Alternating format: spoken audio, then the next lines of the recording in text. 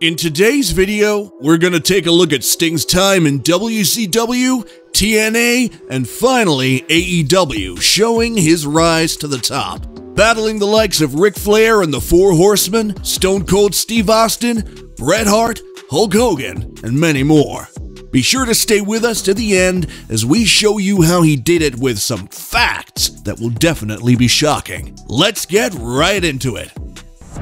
Steve Borden is a professional wrestler from the United States who used to be a powerlifter. His stint acting as Sting for WCW and TNA is what is most remembered about him. The Ultimate Warrior was where Borden debuted in professional wrestling as Flash. They collaborated on several promotions before they signed with WCW. As soon as he joined the company, he showed that he was a rising star. Sting had a feud with the Four Horsemen and often fought them for titles. After leaving the stable, he fought with the Road Warriors but couldn't win the titles. In 1989, Sting made a deal with the Four Horsemen and joined them. After he became the top contender for the world title, there was some tension between him and Flair in the stable. Before he could face Flair, Sting got hurt, which cost him his chance to win the championship. Even though he was hurt, he was still used on screen. Sting would go on to beat Flair at the Great American Bash to win the NWA World Heavyweight Championship. At Starrcade, he lost the title to Flair. In 1991, Sting beat Steve Austin to win the WCW United States Championship, which was up for grabs at the time.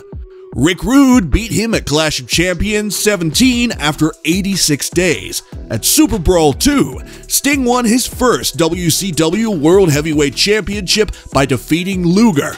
He lost the title to Vader at the Great American Bash because he hurt himself. Vader lost the title to Sting at Halloween Havoc, but Sting won it back. During their fight, Sting and Vader swapped titles on many house shows. In April, Sting beat Rick Rude to become the WCW International World Heavyweight Champion. Sting lost the title when Flair turned bad and won a unification match. At the Great American Bash, Sting won a tournament and became the WCW United States Champion. Kensuke Sasaki took the title from Sting after he got into fights with Flair and Hogan. In 1996, Sting changed his look and joined forces with Luger to win the WCW World Tag Team Championships. Sting was the first big name to stand up to the Outsiders during the summer. The Outsiders beat Sting, Luger, and Savage at Bash at the Beach, and Hulk Hogan joined forces with them to form the NWO. Team WCW went up against Team NWO at Fall for Brawl. Team WCW did what NWO told them to do to Sting. Okay, man, you're all we got left.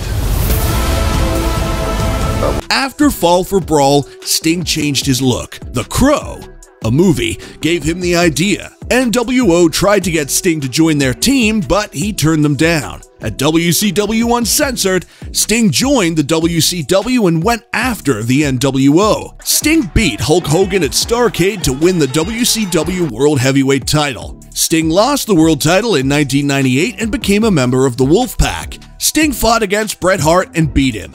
By 1999, both the Wolfpack and NWO were no longer important. After NWO, Sting had various feuds with Rick Steiner, Jeff Jarrett, Scott Steiner, Bret Hart, Goldberg, Hulk Hogan, Lex Luger, and Kevin Nash. Sting won the WCW World Heavyweight Championship twice more in the company's final years. Sting did not go to WWF after they sold the company. In 2002, when his contract expired, he left the company.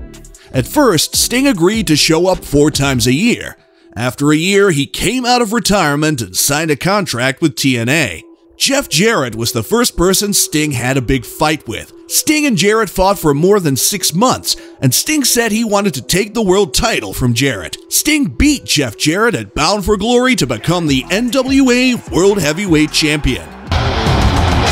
Listen to this crowd! Sting lost the title to Abyss, and they got into a fight over it. Sting tried many times, but was not able to beat Abyss for the title. Sting challenged Kurt Angle for the title after having fights with Christopher Daniels and AJ Styles. At Bound for Glory, Sting won the TNA World Heavyweight Championship by beating Kurt Angle. After Kurt Angle beat him for the title, Sting took some time off to spend with his family. At Bound for Glory, Sting won the TNA World Heavyweight Championship by beating Samoa Joe. The main event Mafia was made by Kurt Angle, Booker T, Kevin Nash, Scott Steiner, and Sting. At Lockdown, Mick Foley beat Sting for the title. When Sting beat Kurt Angle at Sacrifice, he became the new godfather of the main event Mafia. Sting was kicked out of the stable after Slammiversary. At Bound for Glory, he went up against AJ Styles for the TNA World Heavyweight Championship and lost. After he got back, Sting turned heel and attacked Hogan. He joined Team Flair at Lockdown and lost. After Bound for Glory, Sting went after Immortal. He fought with the stable because he thought Hogan was up to something. Sting took a break at the end of 2010. In 2011, he won the TNA World Heavyweight Championship by beating Jeff Hardy. After he won the title, he showed off his new Joker persona, which was based on the Dark Knight. Over a year, Sting got into fights with several Immortal members and lost the title. At Bound for Glory, Sting beat Hogan. During his last few years with the company, they told him he was going to be inducted into the Hall of Fame. He had a fight with Aces and Eights for a year and joined forces with Bully Ray at Bound for Glory. After they lost, Aces and Eights added more new members. Team TNA beat Team Aces and Eights at Lockdown. After losing to Bully at Slammiversary 11 for the TNA World Heavyweight Championship, he decided to start a new main event Mafia. They got rid of Aces and Eights, and then they broke up. Before his contract with the company ended, Sting fought with Magnus and EC3. If you've made it this far and have enjoyed today's video, make sure to hit that like button and subscribe to the channel to be entered into our monthly shout-out giveaway. Once you do it, comment "I subbed" down below. Without further ado, let's continue the excitement. The man who's never stepped foot inside WWE's arena before! At Survivor Series, Sting made his WWE debut by helping Team Cena. Sting challenged Triple H after a Survivor Series. Triple H beat Sting at WrestleMania 31. After being away from Raw for a few months, he showed up and challenged Seth Rollins. What the hell? He lost to Seth Rollins at Night of Champions because he did a bad buckle bomb. After that match, Sting quit wrestling. In 2016, after a few random appearances, Sting was inducted into the WWE Hall of Fame. Sting was let out of his contract in 2010. Sting made his AEW debut during winter. Team Taz was the first group he fought with. He sent Darby Allin to face the stable as his apprentice. Ricky Starks and Brian Cage lost at Revolution to Sting and Darby Allin. We often see Sting and Darby in tag matches with 4 or 6 people. Most of the time, Sting goes to Allin's matches with him. The Men of the Year were their next rivals. The last time we saw Sting, he was working with Allin and CM Punk against the Pinnacle. At Revolution, Andrade Hardy's family office was beaten by Sting, Darby Allin, and Sammy Guevara.